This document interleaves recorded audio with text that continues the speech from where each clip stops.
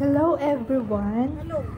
The vegetable market of our town is near the port, seaport. I'm going to buy some vegetables, just like ampalaya or bitter ampalaya. They sell also batong in Cebuano language. I don't know what is English. There are some avocado, cucumber, eggplant, sweet potato, banana, squash, in a very cheap prices.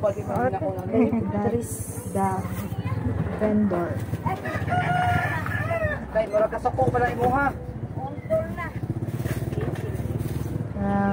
Okra in Tagalog, and I don't know what's the English of okra. There's also onions and garlic, bitter melon or ampalaya.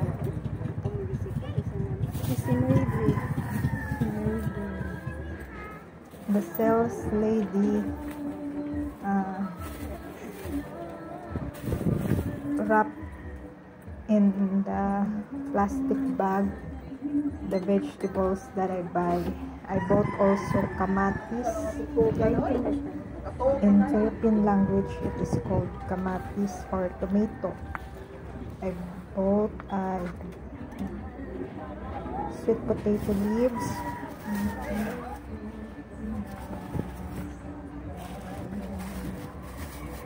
or what we call talbos ng kamote. Then she put it in the plastic bag.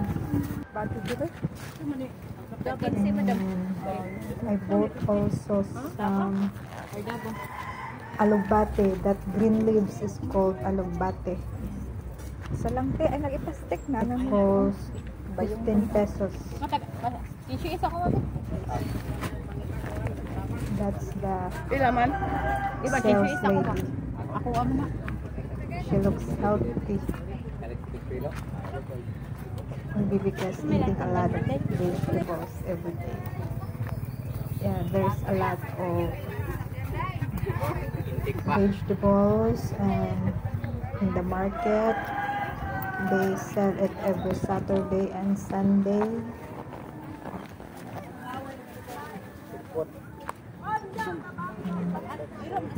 And if it's cheap, the price is cheap.